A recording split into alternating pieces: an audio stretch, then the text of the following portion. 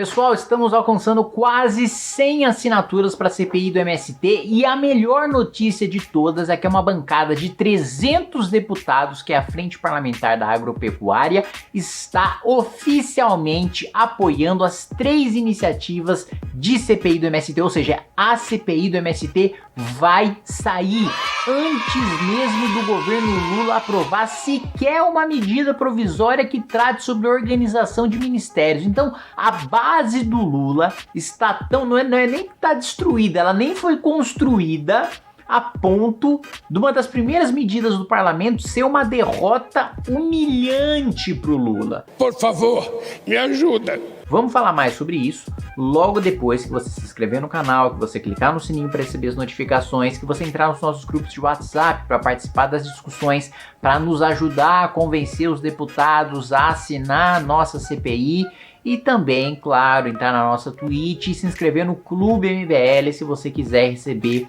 notícias em primeira mão, participar dos nossos documentários, mini documentários e da nossa nova revista, a revista Valete. Muito bem, os movimentos sem terra já estão invadindo novas terras a partir do protocolo das nossas CPIs e mais do que isso, já estão anunciando que vai ter invasão de terra pra baralho, que vai ter muita invasão de terra ao longo desse ano. O Lula, por enquanto, tá quietinho. Enquanto isso, a última fala do Lula sobre o MST é que o MST de hoje não é o MST de ontem, que o MST de hoje é um produtor de arroz orgânico. Não sei se você sabe, o MST hoje tem várias cooperativas. O MST é o maior produtor de arroz orgânico do Brasil. O que é curioso, né? O MST ser um produtor de arroz orgânico, porque arroz orgânico é um produto para elite, né? Não é um produto para pobre. Você precisa desmatar mais para produzir, você tem mais desperdício para produzir e por isso é mais caro. E justamente por isso, né, que, sei lá, o Japão, que é um dos principais produtores de arroz do mundo e um dos principais consumidores de arroz do mundo, usa 7 vezes a quantidade de agrotóxicos ou a quantidade de defensivos agrícolas que nós usamos aqui no Brasil.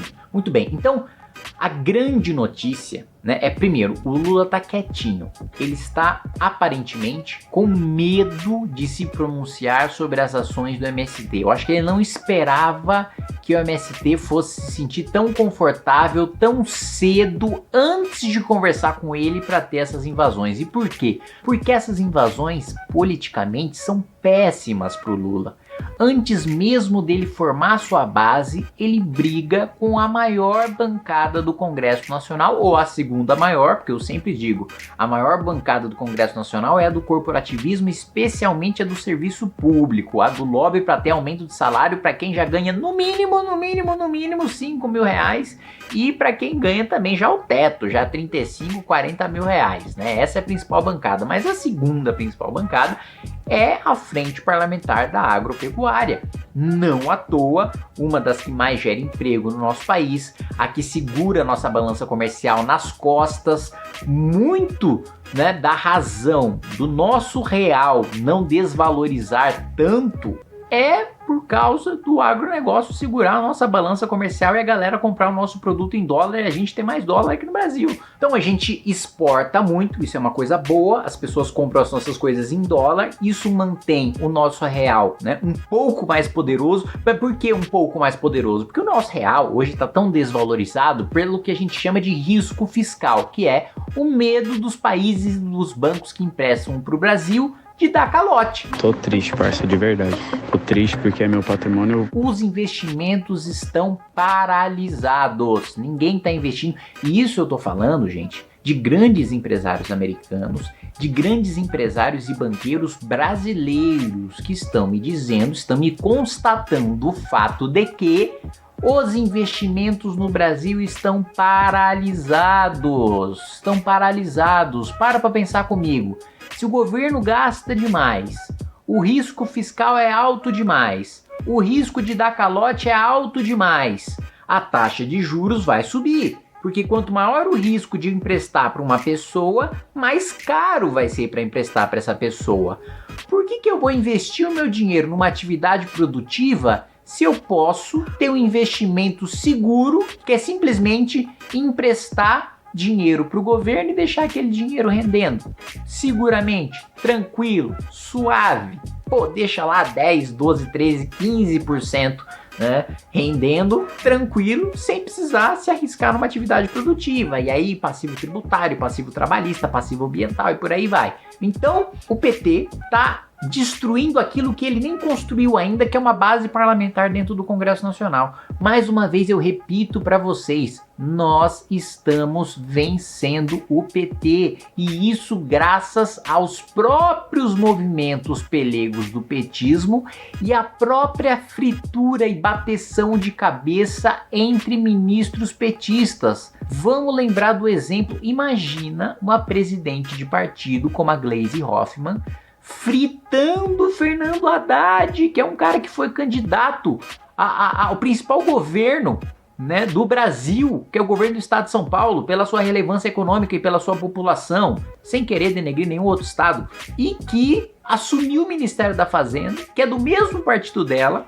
que passou pelos mesmos momentos difíceis do partido com ela e com o Lula, e agora está sendo fritado publicamente por ela, quando nem, veja só, dói muito mais a Gleisi bater no Haddad do que eu bater no Haddad, porque eu bater no Haddad todo mundo já espera. Agora, a própria Gleisi, gente, esse é um governo que se auto-sabota, e quanto mais o governo se sabota, mais ele pavimenta o caminho para sua queda.